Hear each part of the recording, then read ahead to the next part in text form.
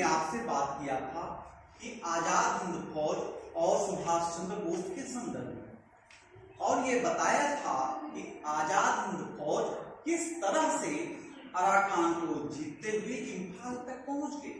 लेकिन द्वितीय विश्व युद्ध में इटली के समर्पण, जापान पर अमेरिका द्वारा परमाणु बम का वर्षा कर देने से एकाएक आजाद हिंद फौज बैकफुट पर आ गई और सुभाष चंद्र बोस भूमिगत हो गए। हम आज चर्चा करेंगे भारत में फौज का विद्रोह। किसमें? फौज में विद्रोह। फौज में दो विद्रोह हुए, जल सेना का विद्रोह और वायुसेना का विद्रोह। ये जो विद्रोह का समय है 1942 से 45 की अवधि है। 1942 से 45 में फौज में असंतोष चरम पर था। इस असंतोष के पीछे कारण था अंग्रेजों द्वारा भारतीय सैनिकों के प्रति किया जाने वाला जातीय विभेद। क्या कारण था? जातीय विभेद। और 20 जनवरी 1946 को, कब? 20 जनवरी 1946 को वायुसेना में हड़ताल, और ये हड़ताल बंबई, लाहौर और दिल्ली तक, इन तीनों जगहों पर मिलाकर के इस हड़ताल में 2000 वायु सैनिकों ने, कितने वायु सैनिकों ने? 2000 वायु सैनिकों ने भाग लिया। ये था वायु सैनिकों का हड़ताल।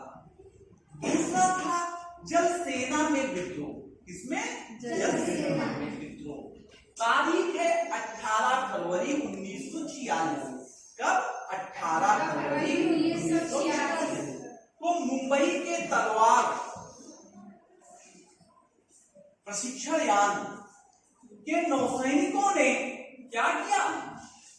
विद्रोह कर दिया। क्या हुआ? विद्रोह कर दिया।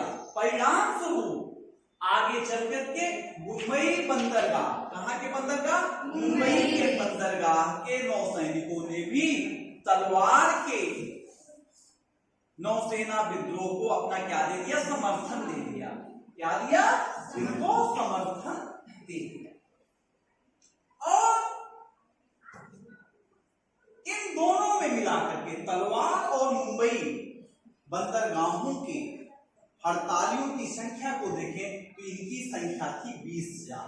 कितनी संख्या थी? 20,000 की संख्या।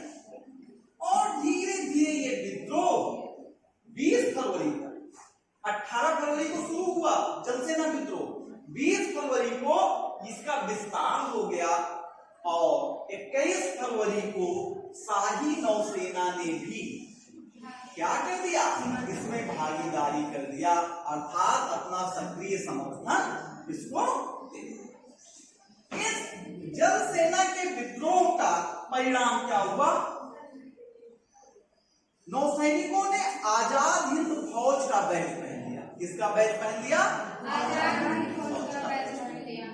दूसरा, यूनियन जैक का ध्वज उतार फेंका।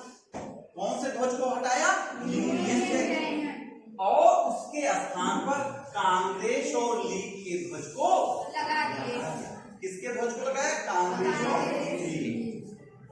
इस हड़ताल में 22 फरवरी को, जिस दिन शाही सेना नौसेना क्या करे? समर्थन दे रही, उस दिन मुंबई में हड़ताल हुई।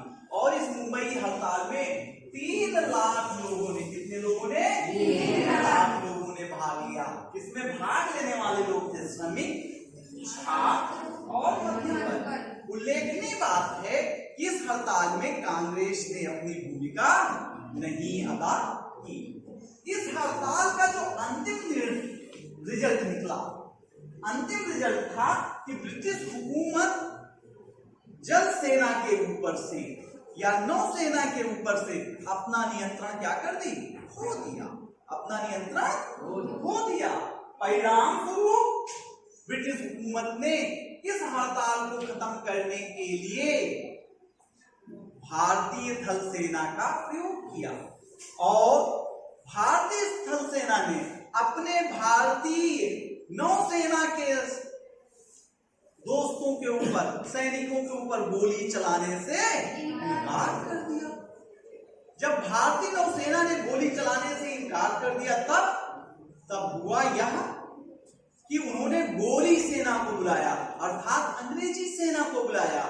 लेकिन इसी बीच कांग्रेस और मुस्लिम लीग सक्रिय हुई, नौसेना और ब्रिटिश हुकूमत के बीच समझौता करा के इस समस्या का समाधान कराया।